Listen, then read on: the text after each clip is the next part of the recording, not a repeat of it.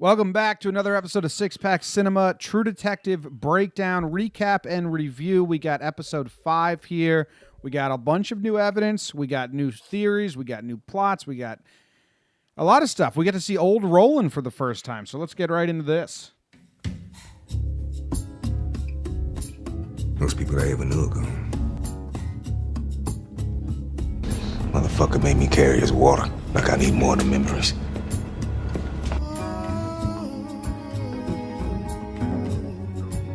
So what do you think? I think that whole generation's a bunch of pussies.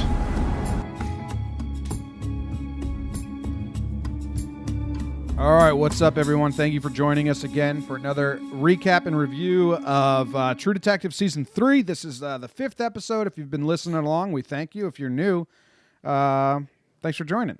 We got a lot of new stuff. Season 3, Episode 5. What was this episode called? I forget. Do you guys know off by no? Okay. I don't know offhand, no. Not off the top of my head, no. All right, well, I'm Jimmy. I got John here, and I got Dave. We've been going through everything right away. Before we get into anything else, we wanted to present the new evidence from this episode. Last week, I forgot to do this, so I'm going to do it. New evidence.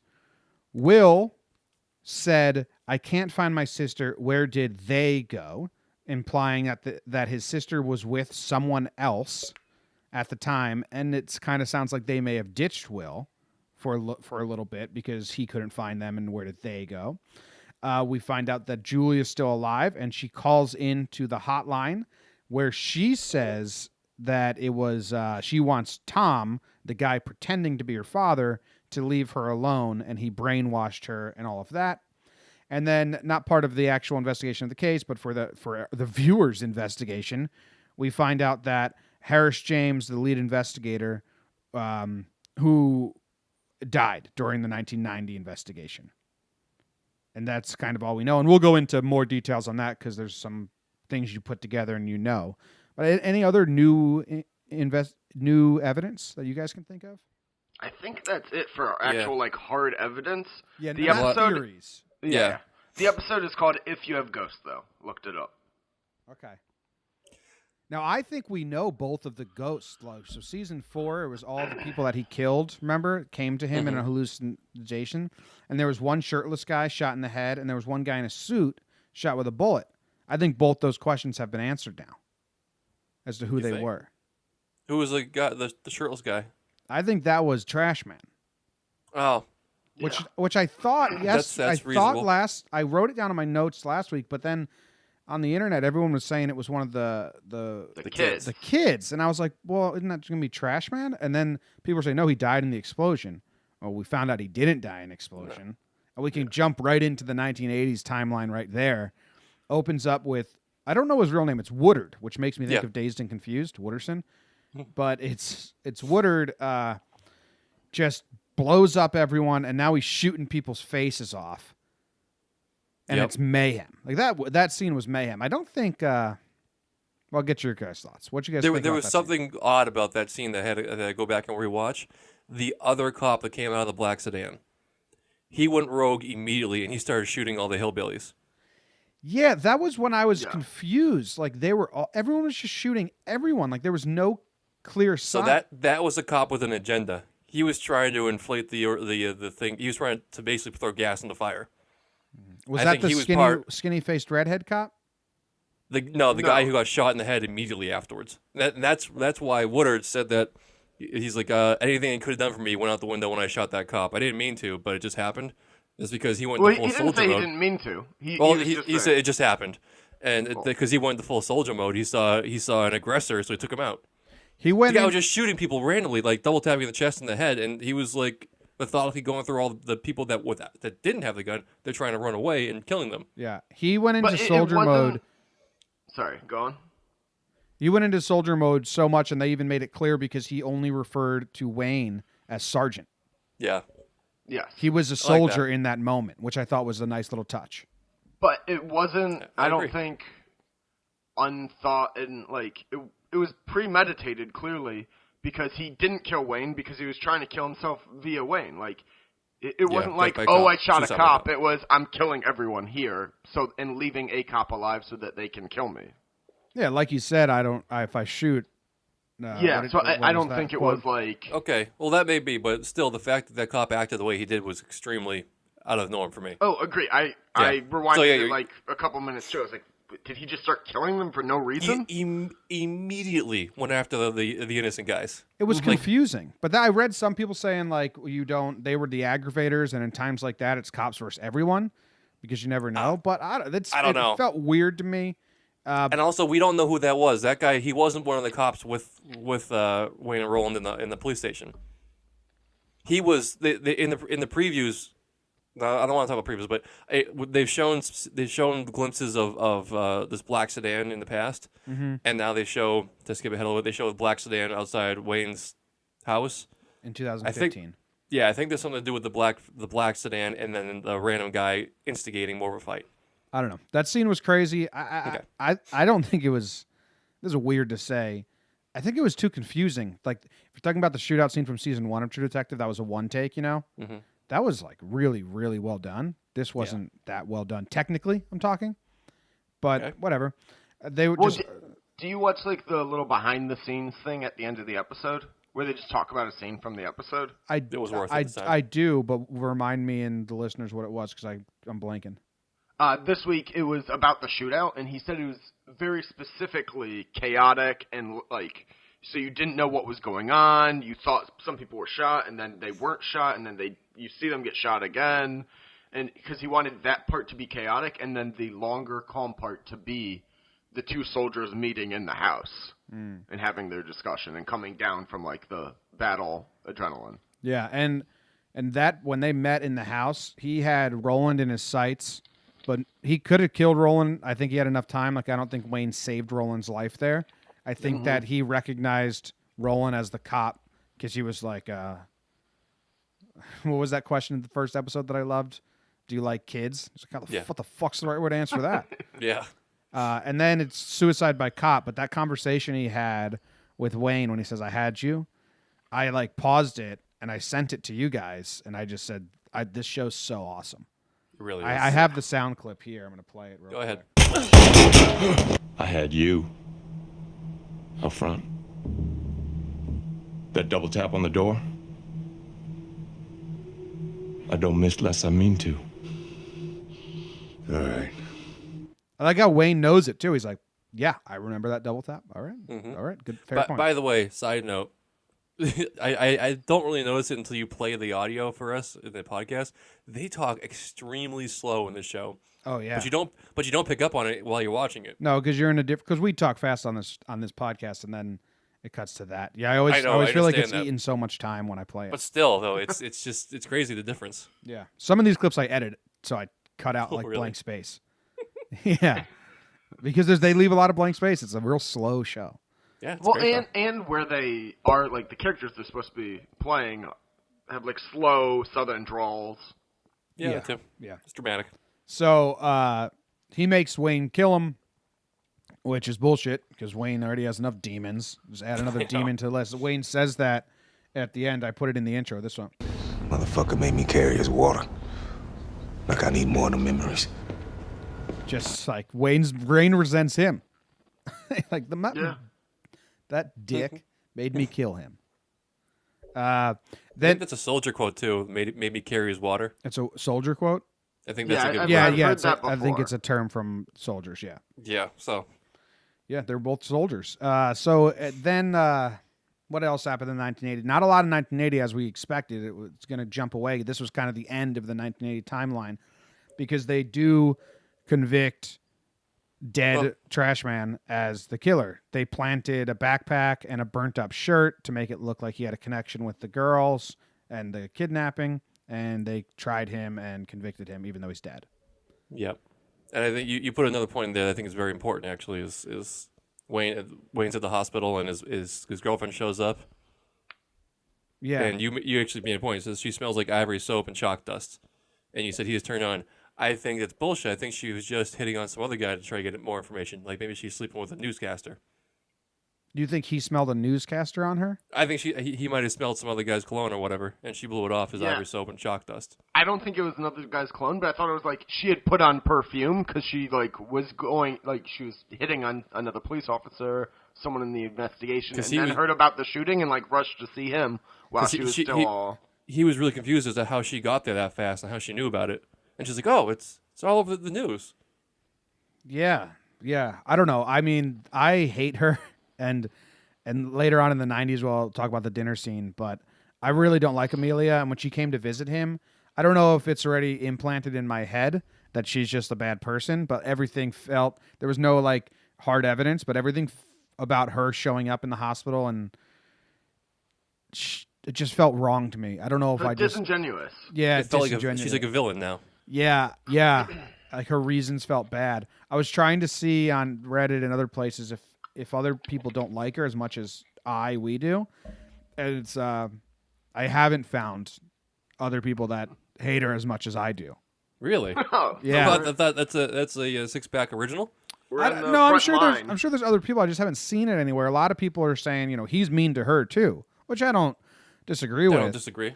He was pretty rude, but I don't like her. When she came to the hospital and all that, and he's got so much on his mind. She does. How could she know though? So whatever. But anyway, she says she smells like ivory soap and chalk dust.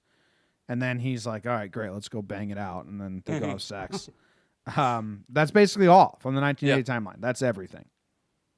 And they get married and fall in love, or do they have a kid because of that one night and they get locked into a relationship? Wow. Maybe. I don't think the kids are old enough. The son looks like he might be 10. Yeah, who knows? I think they said earlier, they're We're 5 just throwing and that 8 out there. in the 90s. How nice if it was them to do the years as 1980 and then 1990. Cool, so nice of them. They could have done 83 and then 94, and it would have been so much more confusing. Yeah. Yep. Nice, easy arithmetic. Except for Sheehan, who last year was completely off in the 2015 timeline. He's like, it's only 20 years. I missed 10 years here and there, whatever. Oh, yeah, you did have terrible math. Whatever. Okay, moving on to the 90s. The 90s. It opens up with they have the picture of the girl, and the task force is going to find him, but they're going to be super cautious about it because they think other people are looking for her. They don't know what's going to happen. And now that they're kind of in charge, or Roland is actually in charge, they can actually be more cautious and handle it the way they wanted to, because in the 80s, they didn't have that power, and the power that be went against their wishes. There's a nice little one line where they're recapping Lucy. Lucy and Julie, two similar names, is bullshit. Lucy went to Vegas, and then the Dan O'Brien, the cousin, also went to Vegas, and he shows up dead at the end of the 90s timeline. We know. I love your note here. Vegas and O'Brien both went to Vegas. Yeah, I typed quick. I just type as I want. Hey, I knew what I meant. Tom walks into the meeting and sees the pictures of his dead wife. He'd never seen it before. And then he sees a picture of maybe the girl that's supposed to be his daughter. I thought that scene was great acting by Scoot.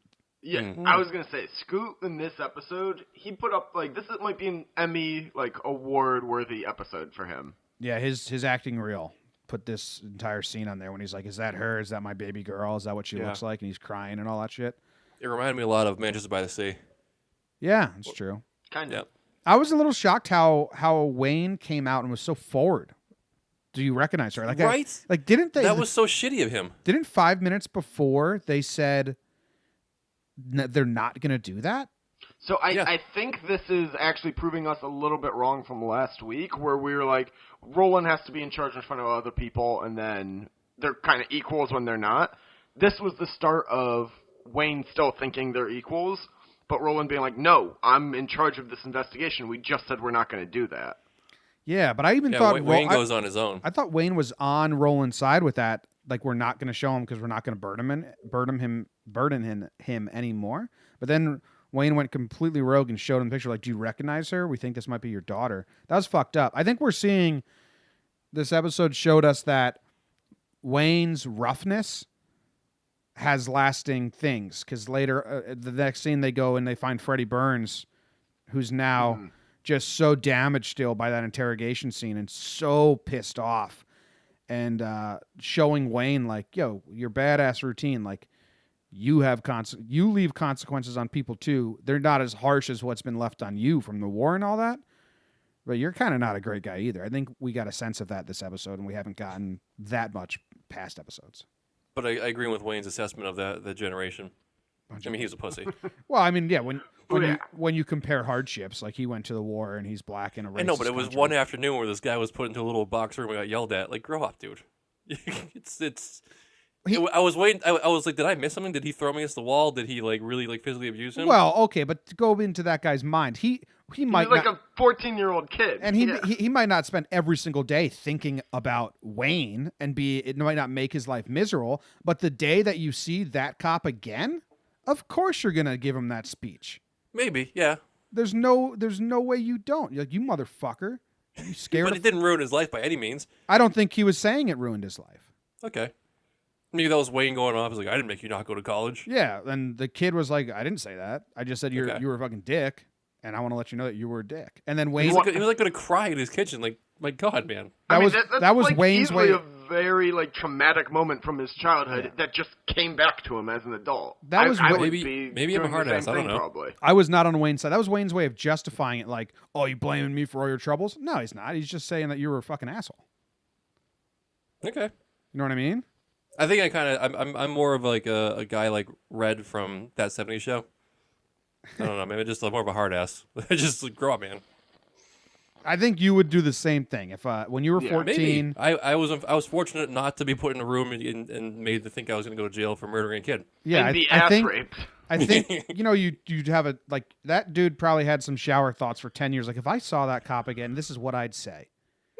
And then he got the chance to say it. And then he got the chance to say it. So he just unloaded 10 years of shower thoughts. Like, and this motherfucker, and this, and this, and this, and fuck you, and fuck you. And then he's so caught up in the moment that he starts getting too emotional over it. But I was totally fine with everything that happened. Okay, I think you convinced me. That makes sense. Yeah. And I also love, like, at the end of the encounter, he's like, you're not going to call me a shit-heeled twerp again? Yeah, it was funny. It's funny. I think it was yeah. What else happened? Tom addressed the media to tell Julie he's sorry and to get in touch, and the Woodard trash man's lawyers and his kids showed up. Mm-hmm. And it was pretty funny when that line I said made me carry his water, because trash man's kids are staring at Wayne, and Wayne talks to the lawyer and says, do they know who I am? And the lawyer says yes. So now they're looking at each other, and what's Wayne supposed to feel? Because, yeah, he murdered him, and they look at him as the guy who murdered their father, but their father made him murder him. So it's like a weird thing. And Wayne ends is like, fuck that. I'm not going to feel guilty. I'm not going to apologize to them. Yeah, he did his job. He had to do it. They weren't there. Yeah, I think they're both kind of justified there. Like, the lawyer even said they know he did horrible things and had to be killed in that, like, shootout, but he just wasn't involved in the little kids.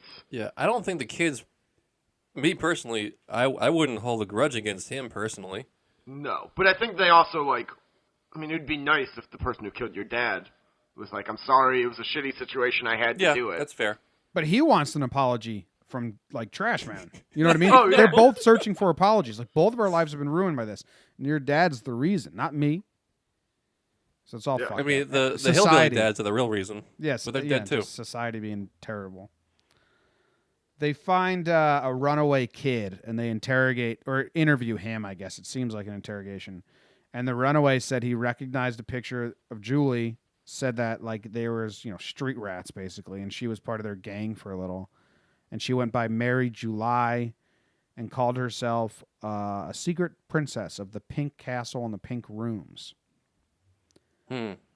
Yeah. Which that sparked displeasure in my mind. I was like, oh fuck, here we go. Here's another sex slave. They're for the drawings. Yeah. You know those drawings they found? She was drawing like kitchen and houses and castles. That's Pink Castle with pink rooms. So that's a reference to her drawings that they found in her bedroom. Okay. But also, she disappeared like in the 80s timeline in July, right? I don't know. Maybe. I thought because it was class. No, it was October. It was Halloween. All right. It was Halloween. The kids were riding their bikes around, and for some reason I was like, oh, July. Like, that stuck in her brain as a kid. That's the name she gave herself. No, it was Halloween, October. Yeah. Were they Jewish? No, they're okay. Never mind. Yeah. And I like that actor who did I like the way he talked for some reason. Yeah, it was a good bit role. Yeah. I don't have any clips from it or anything, but I was like, I remember thinking like, I like the way this guy's delivering this scene right here. So shout out to that dude. From there, they just go interview a bunch of hookers and ex-street rats and don't find any information, right? Mm-hmm. Right. That was like a throwaway like montage they did. Yeah, it was weird. It was weird. And then the transitions in this scene were much less subtle, or they were like a thing. This is the first episode directed by Nick Pizzolatto himself, because the director got mad at him after the fourth and left. Really?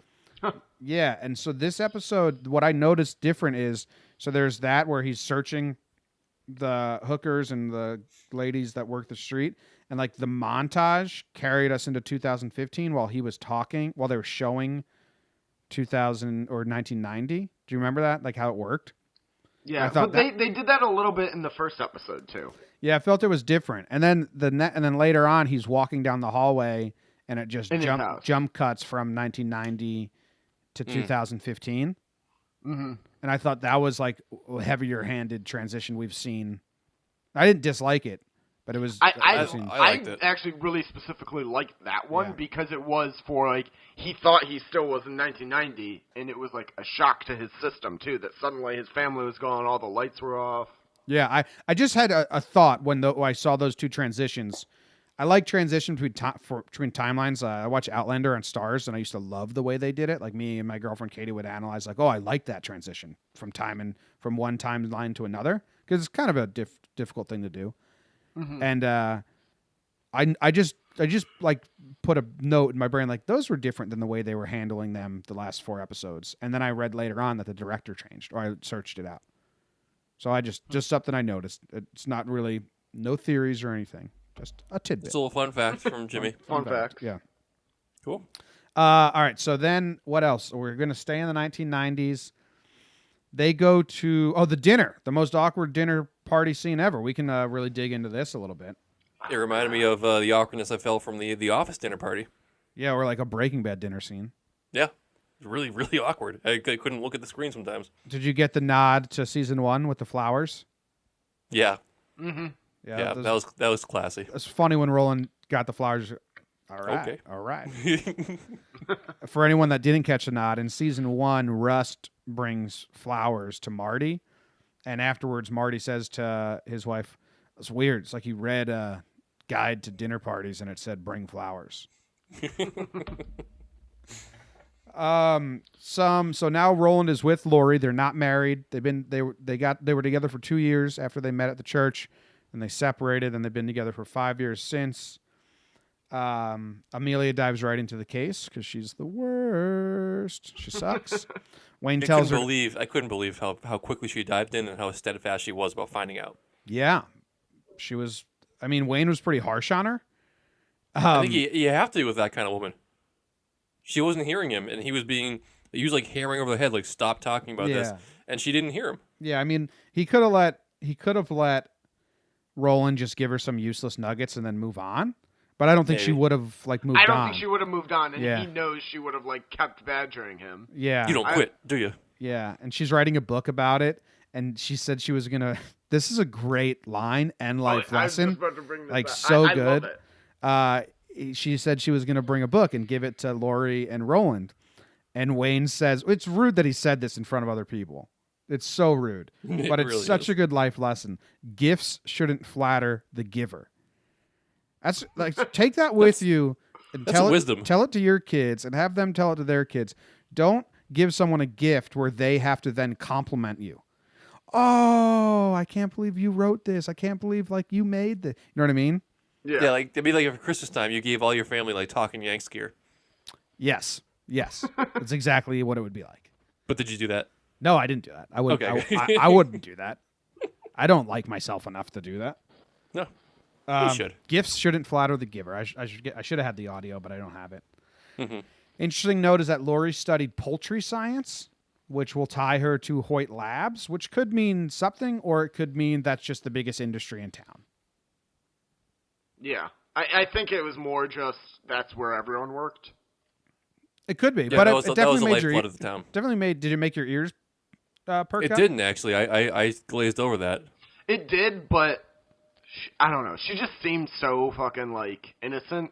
No, I don't Like think she's going to be churchgoing. tied to it, but I think maybe she like can identify someone at the lab, like, oh, that is Hoyt Foods, or that, because she's an inside source now, maybe at Hoyt Labs, because she majored in poultry science and makes rocket fuel out of chickens. Or maybe it's just to show that like every goddamn person in this town works on the chicken line. I think that's a bit of it too. It's a big organization. It's not just a small local chicken lab. And they're always eating chicken at dinner. Are they? I don't know. I kind of want to look back and check that out, though. Maybe. All right. After that awkward dinner party, Amelia and Wayne, they had like a scene where they say goodbye to her mom, and I was like, why did they open the scene with that? Can you put any reasoning or stock into that? Yeah. Well, they're trying to put on a good facade for everyone else. So that's why they had that open the scene with another person, so they can show I feel like facade and then. But to me, I was like, well, they must have been fighting like cats and dogs on the way home. And it like, I think they weren't fighting like cats and dogs, and he was just bubbling up about it, and then I assumed they would fight when they got home, and she was like putting on the happy face for her mom and started walking in the hall, and that's when he was like, did you tell her about the divorce? You're apparently a single woman now. Mm-hmm. I loved the way he called her out. Now, she called him out and said some true things too, but I mean, they're both not good for each other. It's a very toxic relationship on both sides. The biggest problem is they just don't communicate, I feel. Like, they should go to couples therapy, which didn't exist back then. But the biggest problem is Emil's a bag of shit. She's a voyeur. Here it is. But I think you're a tourist, okay?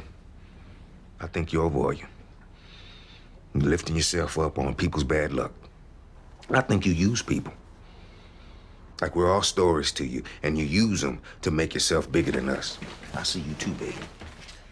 I see you too, baby. Whenever this happens in shows and I'm like, oh shit, he fucking nailed her character. Like, that was awesome. I'm reminded, well, yeah, dude, one guy wrote her character and then wrote that dialogue. So he knows how to dissect his characters pretty well. You know what I mean? Yeah. Like, I wish I could stay out of it and just like, that was Wayne's lines. And it's like, well, Nick Pasolino wrote everything. So yeah. He does know the characters pretty well. But I think you're a voyeur. Like, that's some mean shit. They say mean things to each other. Yeah, it's not healthy. She said, do you think back, but... Now, going back a little bit, we do know that the daughter is no longer involved with Wayne's life. Mm-hmm. No, the mother's dead. I had this inkling that maybe they got divorced, and the wife took the daughter, and Wayne got the son. That's fucked up if that happened, but... Yeah, I think they try to keep the kids together. No, I know they typically do, but I mean, maybe the kids are old enough to be like, they're like teenagers, and they could make a decision. Maybe. What about her breathing not being good? I thought maybe that going to play into the part of her... When was her breathing not good? Just because she was sick. Yeah, right after that fight, they came down and the daughter was like, I can't breathe, I'm sick. And I was like, oh, maybe she gets really sick, and that is another... foreshadowing there? Or that's another strain on the marriage. I think it was just, like, she was sick and, like, them interrupting the fight helped, like, they put the facade back up, and now they're not going to, like, really tear into their issues and stuff now. Maybe. Yeah, they could have done that. The wording was weird. Yeah, they could have done that without saying, like, she's having trouble breathing. Yeah, I don't know. I think that's a common thing with, like, little kids. Like, they get sick and they can't really breathe. I just don't think anything's just a throwaway line. I know, that's true. Like, they could have just come down and said, can you read us a bedtime story? So, what's the point of having her be sick? That's... I don't know. And then maybe she's in Los Angeles because she's in like some breathing tube thing. Yeah, I don't know. Because she can't come out to visit them. She can't visit them when she's stuck in LA for some reason. I think it's just because she hates her dad. Maybe. He's pretty hateable. Yeah, you don't know what's going on inside his head. You'd be like, this guy's an asshole. He did accost her at Walmart, so. Yeah. Well, he was scared.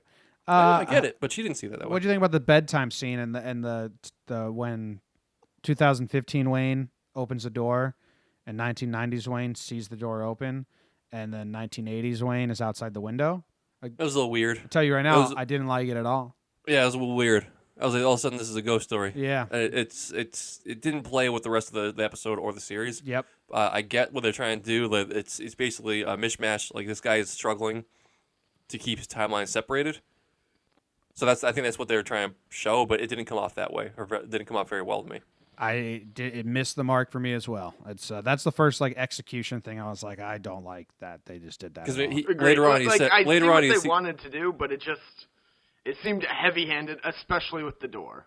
Yeah, later on he says, I can't remember my life. I can't remember anything. So everything's like rapidly falling apart around him. So the structure of his life is no longer there. Everything's up, down. He's like the show goes from like 90 to 80, 15 to 80, 90. It's all over the place. So I think they're trying to mash it together, but it came off as a ghost story. Yeah, I didn't like Too bad. He finds that the prince... I knew you wouldn't like it. I fucking knew. I saw the door open. I was like, Jimmy's gonna. It's totally different tone from everything else. Like you can't mesh the timelines because now you have a time travel story. Like you know what I mean? Like I watch things now thinking Jimmy's gonna hate this. He's not gonna like that. It just messed with it. Like it totally muddies the timelines. Like you can't have one timeline interact with another timeline because that's a time travel show, and this isn't a time travel show. But true, but like for the average viewer, we're diving deep into each episode and we're really focusing on it. For the average viewer, that's a throwaway moment. Yeah, they might look at that. It's not like a time travel thing. It's like, oh, this guy's going crazy and doesn't know where he is. Yeah, and he's like looking at his life's moments from different angles. Yeah, we got to pull back a little bit from those kinds of things and say, that was bad. It didn't like ruin anything. I just thought like, that was dumb. He was trying to be too artsy there. Yes. 1990, they find that the prince went missing, and Wayne berates the fucking fat slob officer who just sits there like, Wayne, come on, dude. Know that guy has no idea how those prints went missing or if they were ever there. Yeah, but also, guy, do something. What's he going to do? Well, no, because he was like, well, the records for who opened those boxes only goes back a few years. Get him. What are you doing? Yeah, Wayne's an asshole. I agree with that. If a guy came up to you, just started yelling at you like that, you'd be like, fuck you, dude. I'm not doing anything for you. Yeah, but he is his superior. He's a crazy guy that got kicked off the force. Yeah, I know. I understand the hesitation, but like, just do something. Like me, the guy's wrong, but I'm getting the fuck out of there and doing whatever he needs to get him out of my sight. Yeah, just and like you go to the bar with your coworkers afterwards and bitch about that asshole supervisor.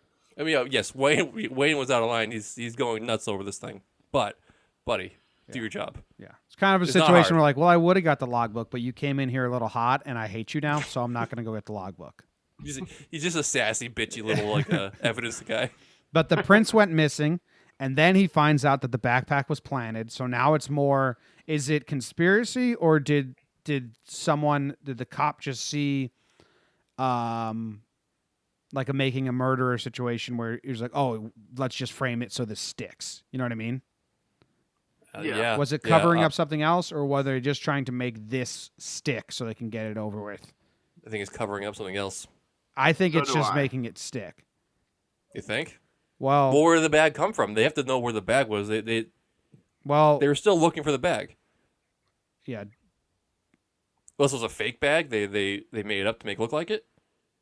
Yeah, they had to have Will's real bag. They never had that. They never had that bag before. No, that was one of the things that was missing. Missing, yeah.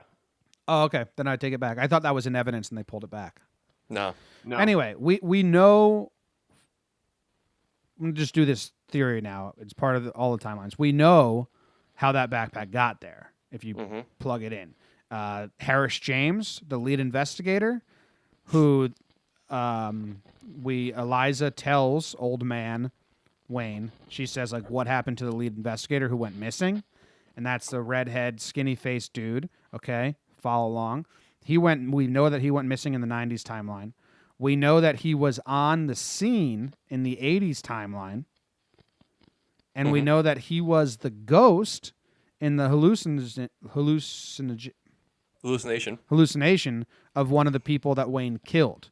So if you add all that up, that dude planted the backpack, and we're in a coming episode, Roland and Wayne are going to go find him and kill him. Yep. Yes. Maybe. I agree. That definitely is what happened, but I feel like there's also another level that they didn't unravel in the 90s timeline, which is why he's still so fixated on it in 2015. Well, I think maybe it doesn't solve the case, and maybe they were just going to beat him up like they beat up the pedophile in episode 1, and they beat him up too hard, and now they accidentally killed him, and that's what they left in the woods, and that's what they're so worried about. And what fractured their friendship and all that. Mm-hmm. Yeah. So I think someone else is in the woods. You think it's not him that they killed? Yeah, I got a whole different theory. I'll wait. We're getting to 2015, and I got a different. But do you not think that's true? There's a lot of evidence there. There's a lot. Originally, when I 100%. walked away from the episode Friday night, I was like, "Fuck, yeah, Harris. They killed Harris." Yeah, and it's the guy in his hallucination. Hallucination. Why can't man. I say that fucking word? Hallucination. Hallucination. There you go. I want to say hallucination. So yeah, yesterday I was in a car ride for an hour and a half, just thinking solely about True Detective. So I pieced some things together. They may be crazy, but okay. Well, teaser. According to the hallucination, he got shot in the heart. He gets shot in the heart. Okay, let's go to 2015. There's nothing about Eliza and the son being an item in this episode, which we detailed last week.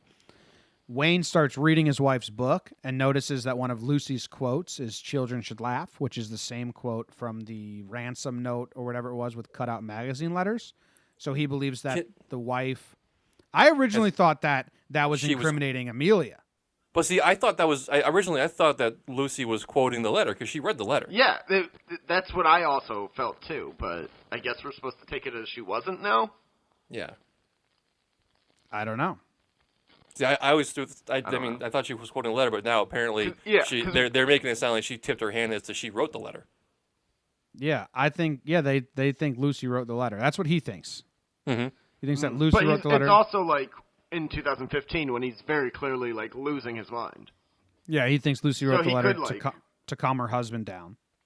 And also, that would actually play well into the hands because they actually made fun of how stupid the person was because A, they spelt should wrong, and B, their fingerprints were all over the envelope and the handwriting sample. Yeah. The mom, if she was the one who supposedly got it, her fingerprints were on there anyways. Yeah, that's true. Which is why I do think my theory from last week is more and more strong in my mind. That the mom had something to do with it? That she was giving it to the Hoyt family, and something happened and Will died. Mm-hmm. Mm. And the Hoyt family is big with local government, and that's why they just covered it up. Yep. Okay. In 2015, what else do we have? He sees the car outside of his house. It's so vague. We have no idea who or what that car is. Do you guys have theories on what car it is? I think that something ties back in 90 when there was another black sedan riding around in the background. Yeah, I have no idea. Goes right to the top, man. There's something going on. The feds. I have no idea.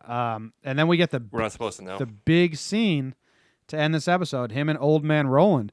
And Roland has done a lot. Emmy award-winning scene. Yeah, it was amazing. Roland's done a lot of changing. He lives in the woods now by himself with a ton of dogs. In episode 1, he hated dogs in the 80s. He was like, get those fucking dogs away from me. Now he only lives with dogs. In 1990s, he was taking really good care of himself when he was living with Lori. He was drinking coffee, took it just like dessert, wasn't drinking alcohol. This episode, he feeds his dogs a healthy breakfast and pours himself black coffee with a bunch of whiskey. So hard times. And even Wayne is like, I never knew he loved people. So why is he living all by himself, Mm-hmm. There's so many good bits about this conversation they had on the porch. But the first time where my heart melted was when he was so hesitant to go into the house. Wayne. Yeah. He's talking to his son. He's all nervous. He's breathing. And Roland comes out and just calls him Purple. You got the right place, Purple, or whatever. And the smile on Wayne's face, oh, yeah, that's my old friend. Let's go. He looked at his son like, oh, he's here. Yeah. Let's go, buddy. He was so excited. One moment of genuine happiness that I've seen on Wayne's face the entire season. Yeah. It was oh, my buddy is still he knows me. Yeah. That was, I really liked that moment. And then, man, there's so much to unpack here. He also got rid of all of his medals. He says he never married Lori. You can see why Wayne would be confused about that. It painted Roland didn't let him off the hook for thinking that he was married, but they were together for 7 years, living together. Like, come on. Well, I think what we're going to find, like, something happens at the end of the 90s timeline that fractures their, like, friendship. Roland doesn't want anything to do with the Force anymore. Like, whatever happens, it, like, breaks Roland. And he blames Wayne for it, for dragging him into it.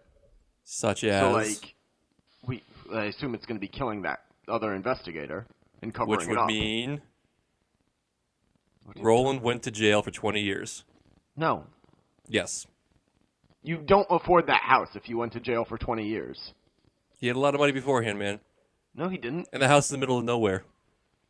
With no one around. That's the stupidest take I've ever heard. No, he went to jail. Roland went to jail. And I need to slow down on footage. I wouldn't be surprised if there is a ankle bracelet on him. This is your theory? This is part of my theory, yes. He went to jail. That's why his life fell apart. Wayne rolled over on him. He didn't defend him or whatever, and so he lost his life. He lost his wife. And of course, he didn't have kids. He didn't have old friends. He's been in jail forever. I think he went to jail. His whole life got ruined. No, you're stupid. I think his life is ruined. How else do you explain why he suddenly is a solitary guy with no family or friends? Well, I think because he's got a huge secret. Because he helped murder a guy. I don't know. Murder a lead investigator from like the FBI in this case, and like I said, a lot changes over 25 years. You're not the same person you were 25 years ago. No, but I know I was 6. You're not going to be the same person in 25 years from now. Like, I think it's not. just a bigger time jump than... I'm just saying that I am putting that breadcrumb out there. The more I think about it, the more it makes sense to me. I mean, you could substitute going for jail for 20 years and just say he got kicked off the Force, he got exiled, he had a black mark on his name. Like, that's why he did everything, and then his life got changed, and he lives alone now. I don't think he has to go to jail for 20 years. Yeah, I think there is a, 0.1% chance he goes to jail for 20 years. It's like you're saying that there's still a chance. Okay. The most touching moment of this episode that everyone's talking about, and we can't not talk about, is when Roland says, how am I supposed to forgive you for what you did? And he's looking at him so mad. And Wayne responds, I can't remember my life. I have no idea what I did. If I'm meant to apologize for something, I'm sorry. And they cut back to Roland, and now his face is going from anger to just total sympathy, empathy, sadness for his friend. And he just goes, it's all right. As soon as he says sorry, it's all right. Yeah. It's like that's all he needed to hear. And also now he sees what's going on. And Wayne had the wife and the kids and the life that Roland never got. And he thinks that Wayne got it good, and now he sees that Wayne has it terrible, and he's been haunted, and Roland kind of doesn't have those demons in him. It's like, oh, maybe my hand wasn't as terrible as I've thought it to be. Yeah.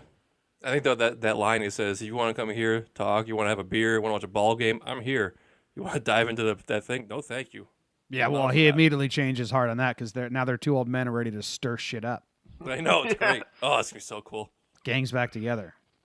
Mm-hmm. Oh my god! When he sold him on it too. Do you have that quote where he's like, "I'm an old black man going crazy, running around with a badge and a gun"? You don't want to see that. No, I don't have it, but I can throw it in. Yeah. That was great. Just did you at any point stop and realize, wow, okay, so Mahershala Ali is 40, and sometimes I forget that because he is an old person. He's actually an old person here. Makeup department did really well. But even the way that he acts and moves and his mannerisms are so different from what he was when he's playing 1990 guy. Yeah. Yes, I made that comment to my girlfriend while we were watching. I was like, even if there was no makeup on him, you could tell what time period they were in based on how Mahershala Ali's carrying his body. Yeah. Yeah. Oh, I skipped over the most fucking important scene. What's that? This. Hello. You're looking for me. I saw on the television. What's your name, ma'am? I saw him on the television. Leave me alone. Make him leave me alone. Ma'am, is this about Julie Purcell? Do you have information about Julie Purcell? It's not my real name. What is your name, ma'am?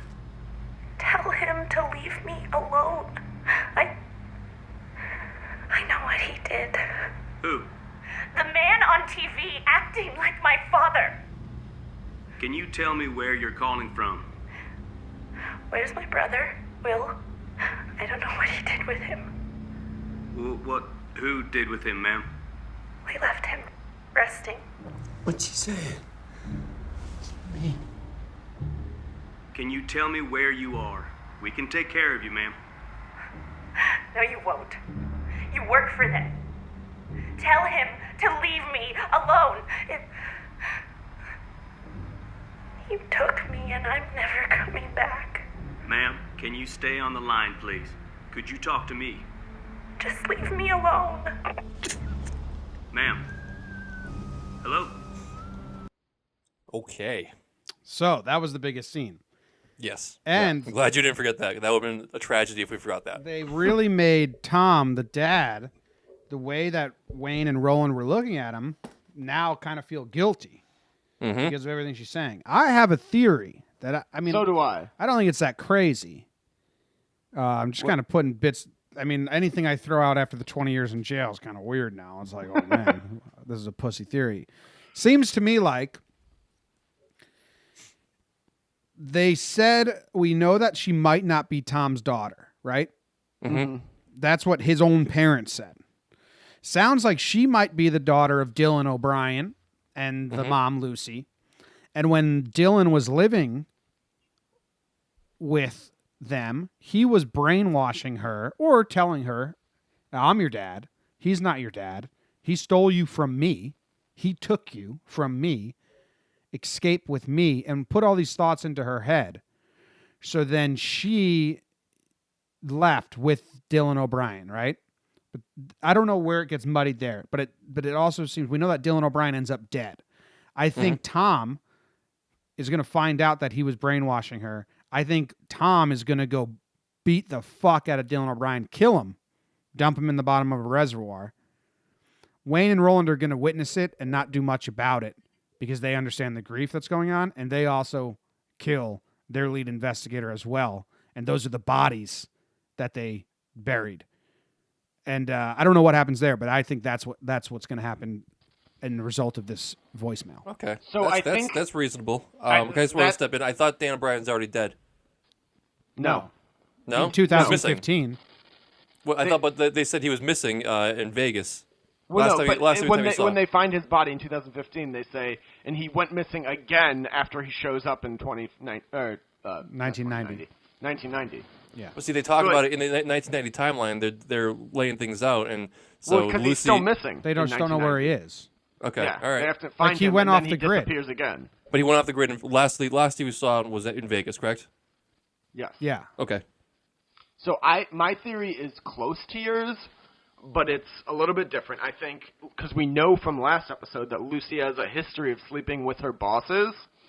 So I think Julie is the daughter of Hoyt, like one of the Hoyt people. Like she was sleeping with her boss at the chicken factory, and so she was like telling her daughter, like, no, like he's not your dad. Maybe you'll get to meet your real dad. And that was like her aunt and uncle. They were meeting in the woods.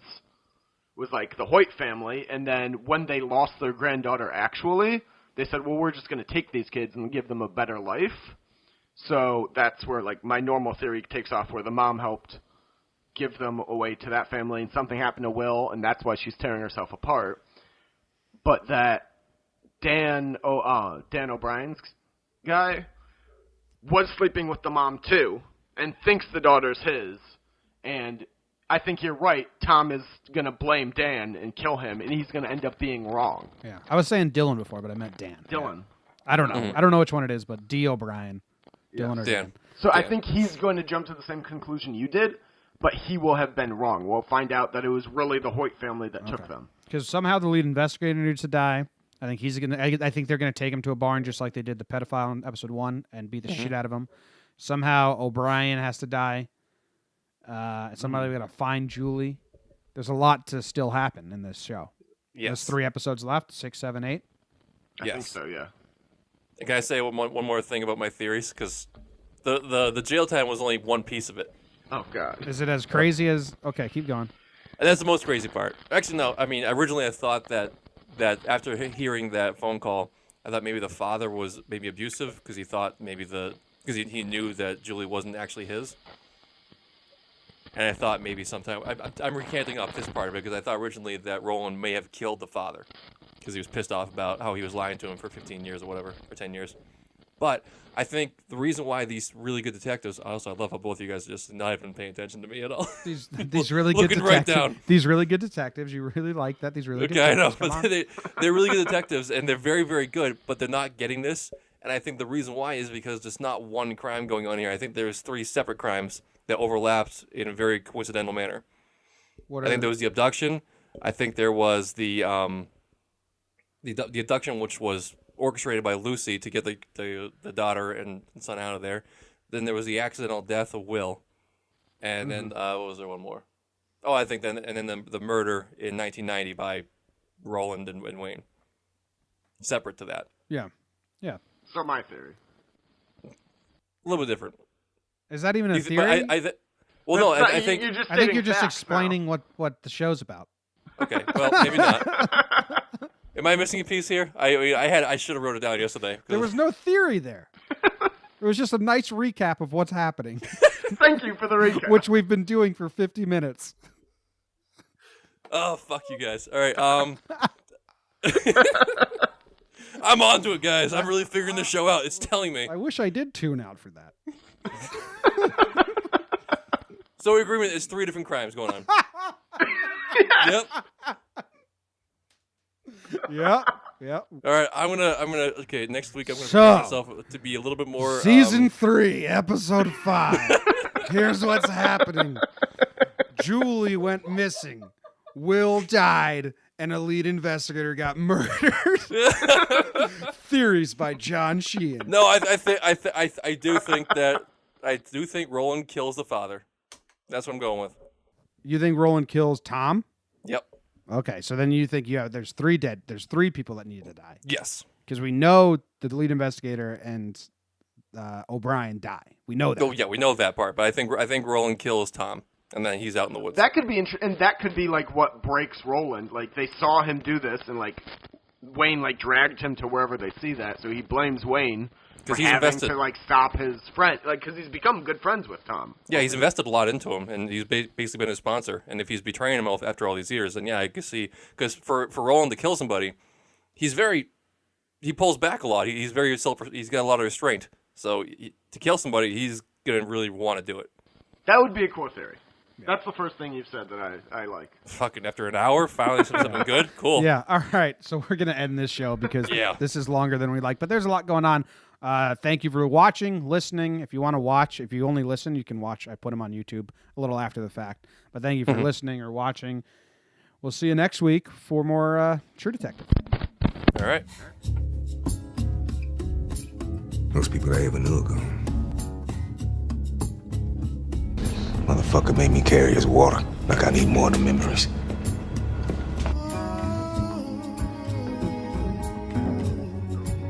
So what do you think? I think that whole generation's a bunch of pussies.